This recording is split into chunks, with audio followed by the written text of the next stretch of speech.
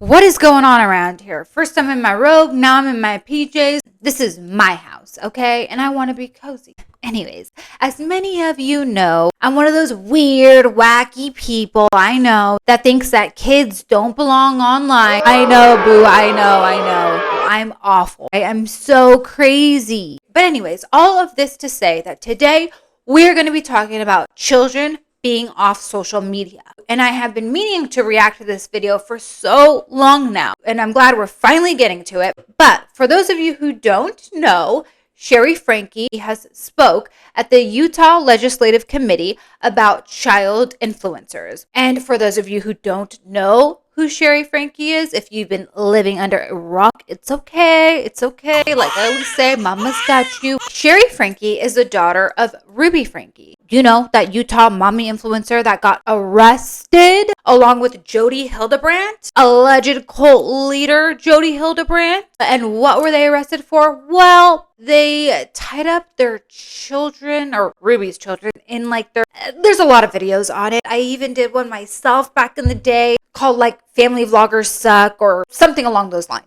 Anyways, Ruby used to run the family channel on YouTube called 8 Passengers until she kind of gave that up and started a new channel with alleged cult leader Jodi Hildebrandt called Connections with an X. And no, it is not OF adult type content. It's just spelled with an X for some unknown reason. I mean, maybe it is known, but it's unbeknownst to me. So, and of course, trigger warning for CA. Oh, before we get into it, welcome back to the channel, everybody. I am Danielle. Don't forget to like this video if you like the video. Subscribe to the channel if you want to subscribe, and hit the bell icon if you want to hit the bell icon. Anyways, let's get into it. I'm honestly so shocked and excited that this is finally happening because this is a huge deal. For those who don't understand why this is significant, let me explain. This is essentially a hearing where they are trying to pass legislation to protect children online and eventually put an end to family channels. And the reason why Sheri is speaking at this hearing is because she herself used to be part of that family channel that I mentioned called 8 Passengers. And her mother, Ruby, who ran the channel, was super awful, abusive, so abusive, in fact, she's been arrested and is currently in prison.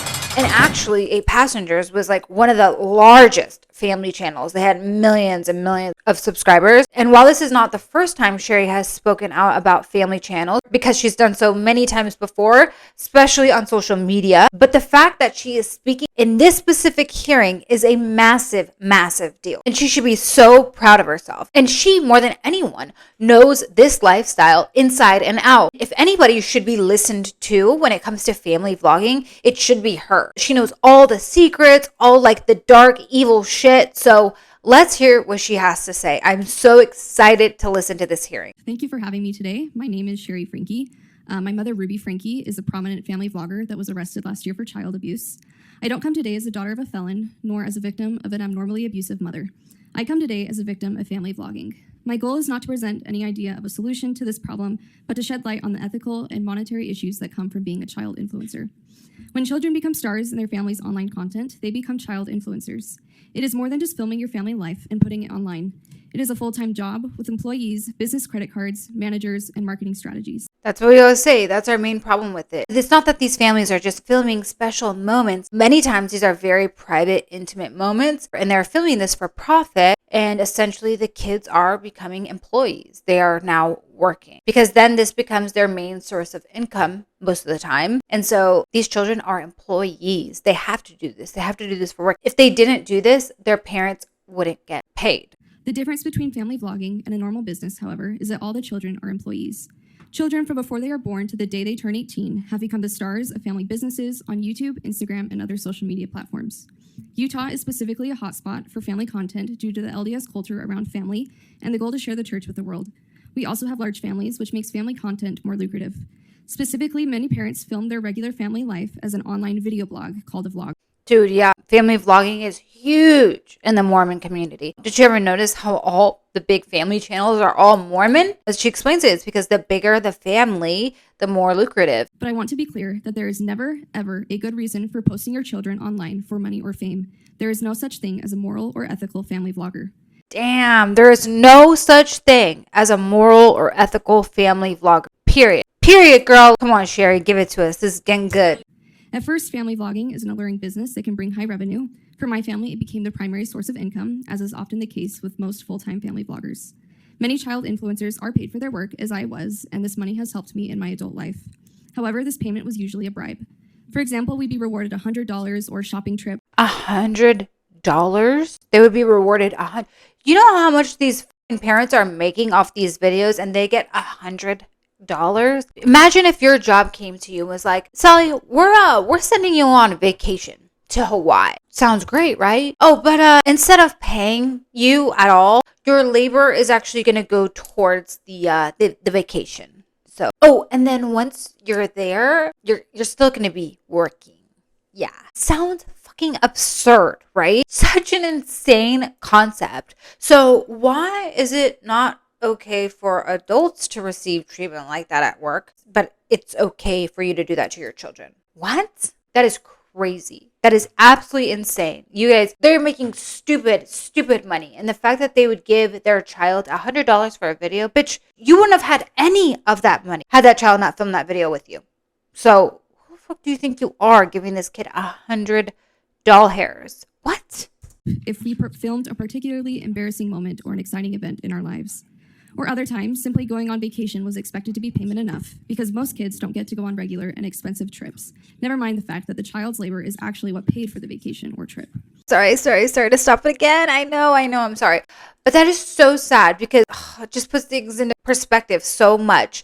Because we always see these families on our phones while we're scrolling. We're like, oh my God, they're living such an amazing life. They're going on cruises, they're going on trips, they're going to Disneyland, they're going here and there, blah, blah. But those kids, those poor kids never even get to enjoy any of those places because it's work for them. They're working. They're having to film. They're having to be on for the camera. And you know, like all of us, we all act different in front of the camera than we do when the camera's off. Even myself. Normally, I'm a pretty like laid back, shy person. So I have to, get out of my comfort zone when I'm filming, right? Same with these people. They have to be on for the camera.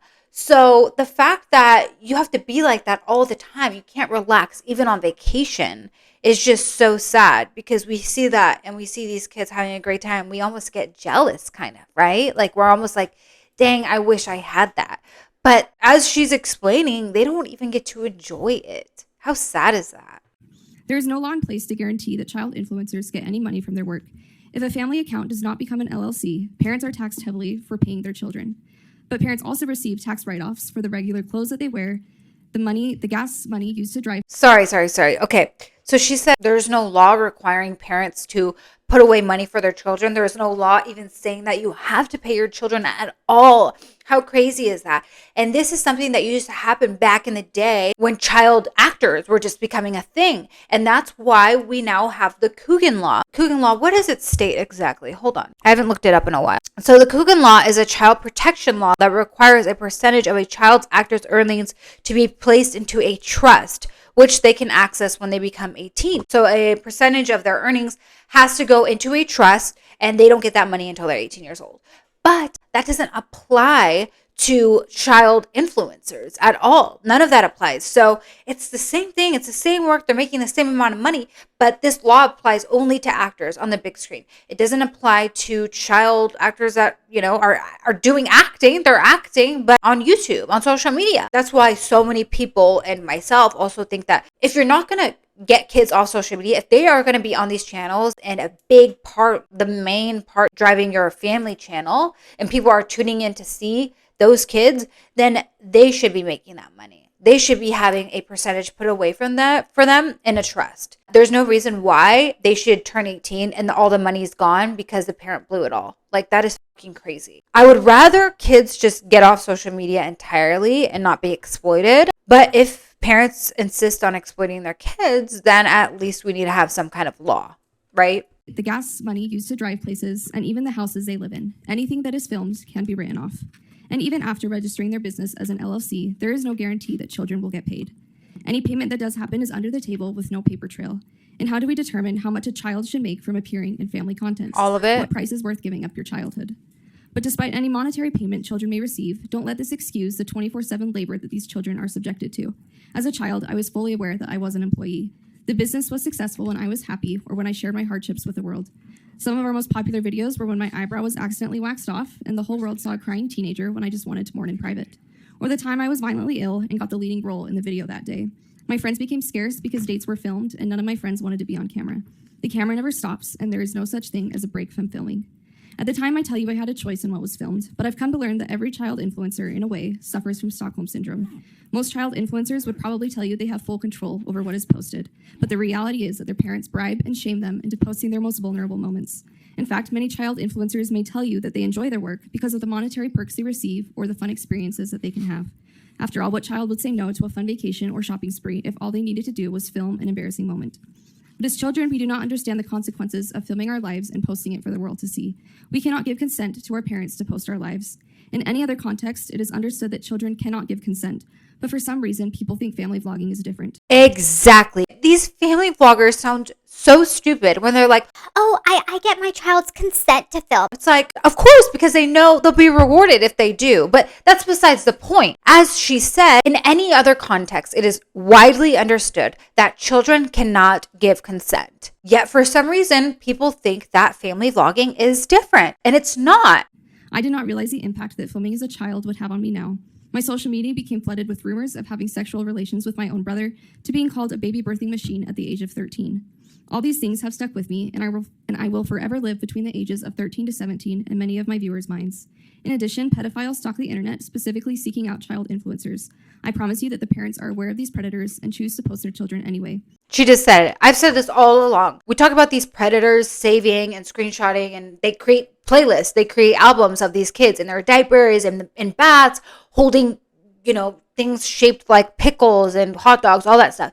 They save these into playlists. It's fucking sick, okay? I've always said that the parents know. They have to know. There's no way that I know and these parents aren't aware of it, because you know that there are people sending them evidence, sending them proof like, hey, your child's on here, hey, your child's on there, your child's on this site, that site, whatever. They choose to turn a blind eye. They have to know. And she's just saying, she said, I promise you that they know. So that is so fucking sick. That makes me look at them like, you guys are disgusting. You guys are complicit in this child porn. It's disgusting. And it's your own child. Isn't that so fucked? I understand that this is a big issue to tackle, and I am not asking you to ban family vlogging, though that is my end goal. I also understand that as Utahns, we don't appreciate big government overreach. But when it comes to protecting children, it should be a bipartisan issue. The only people harmed by child influencer laws are the parents exploiting their children. Why are we not making laws to protect kids? Why are we making laws to protect the pockets of these sick fucking freaks? These people that are exploiting their kids. Why are we protecting them? Do they really deserve our protection? No, the kids do. While this may not seem like an issue now, as child influencers in Utah continue to grow up, I foresee there will be legal crises, with these children realizing that vlogging has brought severe emotional distress, or these kids may realize they don't have an appropriate amount of money to show for their labor. After all, how does that child know how much they should have made versus what their parents may or may not have paid them? Let's deal with this now before we reach that point.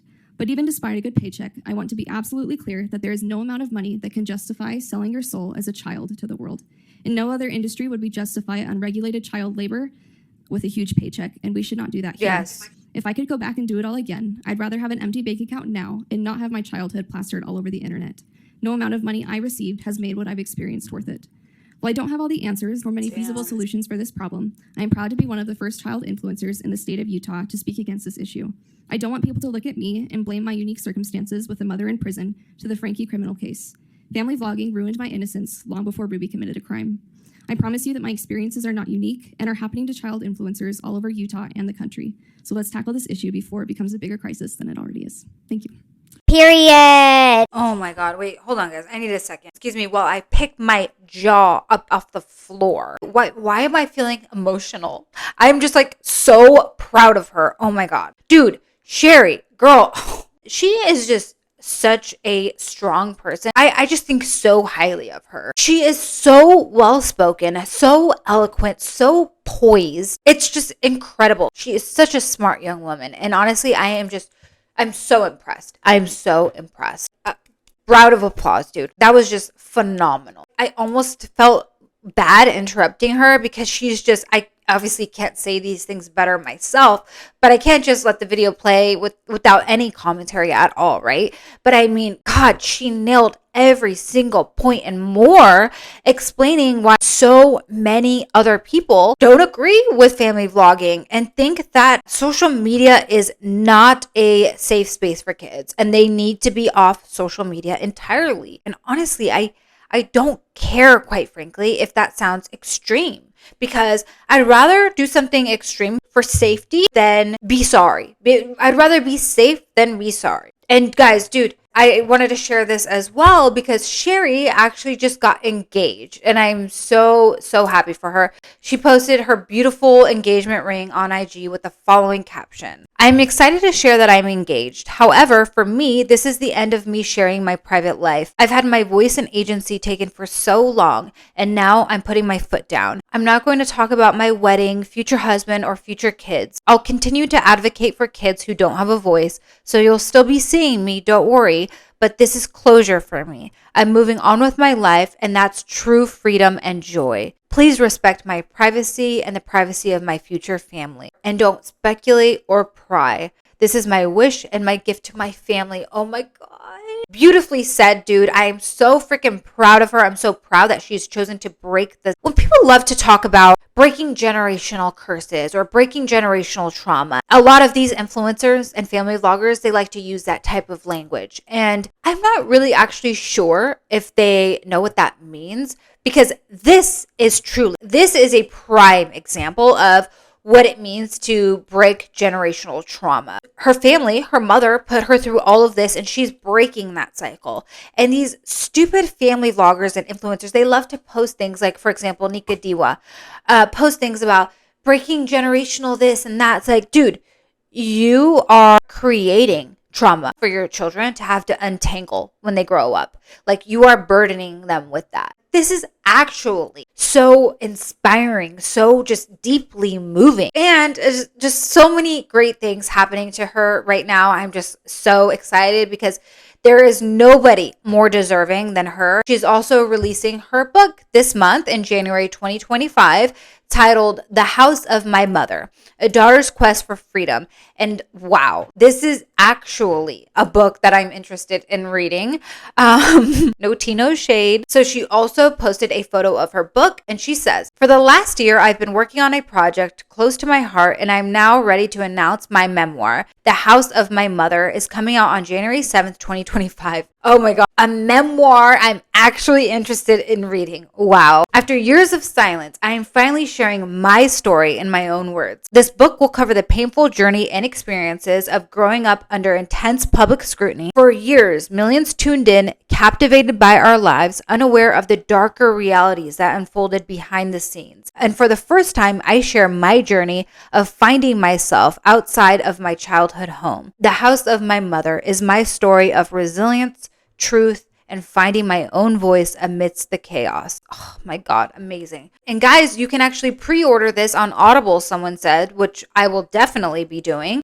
And so funny, this comment, I'm just looking through this right now, but the comment, someone commented, "And I will gladly be supporting this and not Grifty Rose. Period." Agreed. Hey guys, so at the time of filming this, Sheri's book hadn't yet been released, but now that it has, people are sharing snippets of the audio version, and let me tell you, this book sounds so freaking good. It's just bombshell after bombshell. Honestly, I had every intention of buying it and reading it, but as many of you know, I live in California, and with the wildfires and everything, reading hasn't exactly been a priority these days. Things have just been a little bit chaotic, but you better believe I will be diving into it very soon. What's the best part? Well, Sheri is narrating it herself and is spilling all the secrets we have been dying to know. And I just know Ruby and Jodi are turning in their jail cells right now, not in their graves, but in their jail cells, because wow, Sheri is revealing everything. Just like in this clip I'm about to share, honestly, I would have loved to be a fly on the wall when Ruby first learned about the bombshells in Sheri's book. We suspected it was true. Sheri Franke confirmed it in her new book, The House of My Mother. I pushed open the door to my bedroom and looked around. The house was eerily quiet. For once, nobody was home. Taking my chance, I made my way upstairs to my room, figuring I'd take advantage of the situation and grab a couple of books. I pushed open the door to my bedroom and looked around, confused. The room was bathed in the soft glow of candles. The air was heavy with the scent of lavender and vanilla wafting from the massage oils on the dresser. I quickly grabbed what I needed and got the hell out of there, feeling like I had just walked into someone else's honeymoon suite. The only thing missing was rose petals on the bed. That night, I couldn't sleep. Maybe it was the fact that the couch was hurting my back, or maybe it was the sense that I'd seen something I wasn't supposed to. I tossed and turned, thoughts swirling. It must have been around 5 a.m. when I heard a creak of footsteps upstairs. I cracked one eye open, just in time to see Ruby tiptoeing out of my room, her hair messy, her cheeks flushed, and her robe hastily tied, heading back to the bedroom she shared with my dad. A strange smile on her face. She looked mischievous. What the hell was going on? Why was Ruby sneaking around in the middle of the night like a teenager, trying not to get caught by her parents? Were they really doing candlelit massages in my bedroom? How could this be happening with all of us in the house? In that moment, I felt a bone-deep pity for my father, a once proud and rational man who seemed completely oblivious to what was happening right before his eyes. It was equal parts fascinating and horrific. Two women who preached truth while living lies, who condemned queerness very publicly in their connections videos while embodying it privately, in my room, on my bed, most likely. I want to skip to chapter 44, where after Ruby was arrested, Sheri asked the police if she could go back to the house to get some things. Sheri finds text that confirms Ruby and Jodi had a physical relationship. I asked the police if I could go into my house to gather some personal items that had not been confiscated as evidence. Journals, tablets, cell phones, and passports. And trinkets that I wanted to make sure were safe, like the little brooch Kevin got me when he went to Italy, which I wanted to give to one of my kids one day. I walked in, accompanied by an officer, and looked around. I found one of Ruby's laptops and easily figured out her password to her Apple iCloud account. I read some text messages, emails, and journal entries in the Notes app that confirmed for me the truth about the nature of her relationship with Jodi and how it had spilled over into the physical. Ruby expressing her frustration about having to cater to Jodi's needs for physical affection without getting anything in return. My mother servicing someone else? First time for everything. I didn't read on. What happened between them, romantically, was none of my business. I didn't care to know nor think about it any further. I think the consensus in the comments is quite positive. Everyone is like super supportive, which is just amazing to see, because what else is there to be, but supportive for her. She is just like an aura of goodness, I feel like. Anyways, this is absolutely incredible. I'm so thrilled for her, and I truly admire her decision to keep her personal life off social media and private, and especially keep her children, her future children, off social media. And like I said, this is a prime example of breaking generational trauma. The term people love to throw around so often these days. This is actually what that looks like. Unlike so many others that we've discussed on this channel who were exploited themselves as children and continue to perpetuate the same harmful cycle of abuse, this courageous, beautiful, strong, resilient woman has chosen to end that cycle, which is something to be incredibly proud of. And, whether she fully realizes it or not, she is making a massive difference for so many young girls who are being exploited themselves online by their parents. Many of these young girls have had their own voices stripped away by their parents who are using them for money and views. And by speaking up, Sheri is, in a sense, becoming a voice for these young girls. And I just think that is so profound. While all these other mommy influencers like to create this really performative, fake, profound content, this is actual strength, right? Anyways, I'm so glad to finally talk about a positive story for once. So many times on this channel, we get wrapped up by all the negative stories online, and I'm so glad to talk about something that's positive for a change. But anyways, guys, thank you so much for watching. Please don't forget to like this video if you liked it, subscribe if you want to subscribe, and why don't you hit the bell icon if you want to hit the bell icon. Thanks for watching, guys. Take care.